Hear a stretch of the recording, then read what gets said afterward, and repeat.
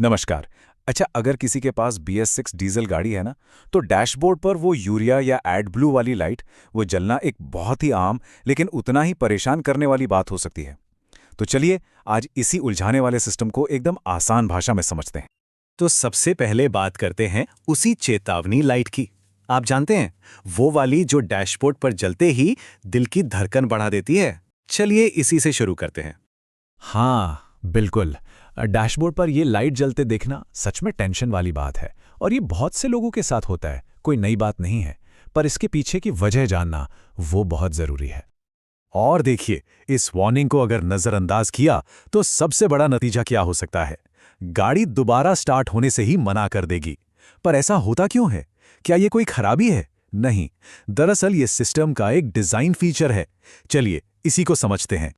तो इस पूरी कहानी को समझने के लिए सबसे पहले ये जानना होगा कि आखिर ये एडब्लू या यूरिया है क्या भला, और इसका काम क्या होता है। तो जैसा कि यहाँ देख सकते हैं, एडब्लू कोई फ्यूल या पेट्रोल डीजल जैसा कुछ नहीं है। ये बस एक घोल है जिसमें 32.5% यूरिया होता है और बाकी का 67.5% एकदम साफ डीआयोनाइज्ड पानी। और इसका एक ही काम है, BS6 गाड़ियों में प्रदूषण को कम करना। अब यहाँ पर असली मजा है। ये एडब्लू काम कैसे करता है? सोचिए, ये डीजल इंजन से निकलने वाली जो खतरनाक नाइट्रोजन ऑक्साइड गैस है, जिसे NOx कहते हैं, उसको लेता है और उसे बदल देता है नाइट्रोजन और पानी की भाप में। मतलब हानिकारक गैस को बना दिया हानि रहित। कमाल है ना? अब ये जो पूरा जादुई प्रोसेस है ना, ये एक खास सिस्टम के अंदर होता है। इसका नाम है सिलेक्टिव कैटालिटिक रिडक्शन, या शॉर्ट में कहें तो SCR सिस्टम। चलिए अब जरा इसके अंदर झांक कर देखते हैं कि इसके कौन कौन से हिस्से हैं और ये सब मिलकर काम कैसे करते हैं। तो इस सिस्टम में कई जरूरी पार्ट्स होते हैं। देखिए, एक एडब्लू टैंक है जिसमें ये लिक्विड रखा होता है।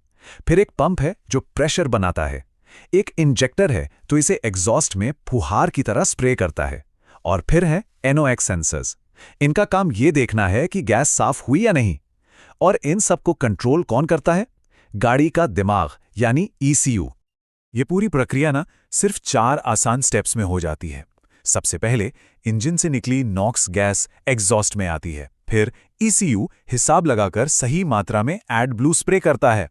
अब एग्जॉस्ट की गर्मी से ये एडब्लू अमोनिया में बदल जाता है और आखिर में यही अमोनिया और नॉक्स कैटलिस्ट के अंदर मिलकर बन जाते हैं हानिरहित नाइट्रोजन और पानी। बस हो गया काम। चलिए अब बात करते हैं उस हिस्से की जो गाड़ी मालिकों के लिए सबसे बड़ी सिरदर्दी है। मतलब इस सिस्टम में आने वाली आम दिक्कतें और उनको ठीक कराने का मोटा खर्चा। तो वो वार्निंग लाइट जलने के ना कई कारण हो सकते हैं। सबसे आम वजह तो यही है कि एडब्लू का लेवल कम हो गया। लेकिन कई बार मामला इतना सीधा नहीं होता। हो सकता है एडब्लू की क्वालिटी खराब हो, इंजेक्टर जाम हो गया हो या फिर कोई सेंसर ही खराब हो गया हो। और इस सिस्टम में जो एक चीज सबसे ज्यादा खराब होती है वो है नॉक्स सेंसर। और जैसा कि यहां दिख रहा है, सिर्फ एक सेंसर को बदलने का खर्चा 12,000 से 25,000 रुपए तक आ सकता है। काफी महंगा है। और अगर बात एडब्लू पंप पर आ गई तो फिर तो खर्चा और भी बढ़ जाता है। सोचिए, 20,000 से लेकर 45,000 रुपए तक लग सकते हैं। बस इसीलिए इसका सही रखरखाव इतना जरूरी हो जाता है।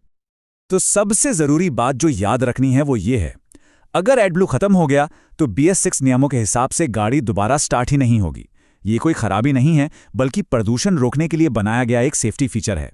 लेकिन हाँ, ड्राइवरों के लिए ये सबसे बड़ी मुसीबत बन जाता है। लेकिन इतनी टेंशन लेने की जरूरत नहीं है। अब हम समस्याओं से हटकर समाधान की बात करेंगे। कुछ बहुत ही आसान मेंटेनेंस टिप्स और कुछ छोटे-मोटे क्विक फिक्सेस हैं जिनसे इन महंगे खर्चों से बचा जा सकता है। ये कुछ स्मार्ट मेंटेनेंस टिप्स हैं। हमेशा अच्छी क्वालिटी का सर्टिफाइड एडब्लू ही इस्तेमाल करें।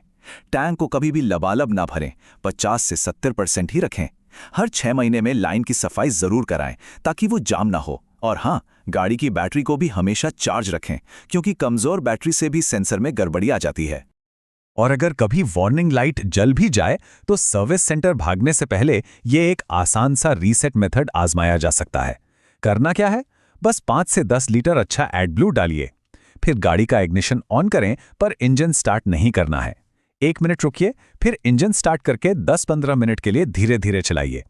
ज्यादातर मामलों में लाइट अपने आप बंद हो जाएगी। तो आखिर में ये सवाल तो बनता है क्या ये सिस्टम वाकई में पर्यावरण को साफ करने की दिशा में एक ज़रूरी कदम है, या फिर ये गाड़ी मालिकों के लिए बस एक जटिल और महंगा सिरदर्द बनकर रह गया है? इस पर सोचना तो बनता है।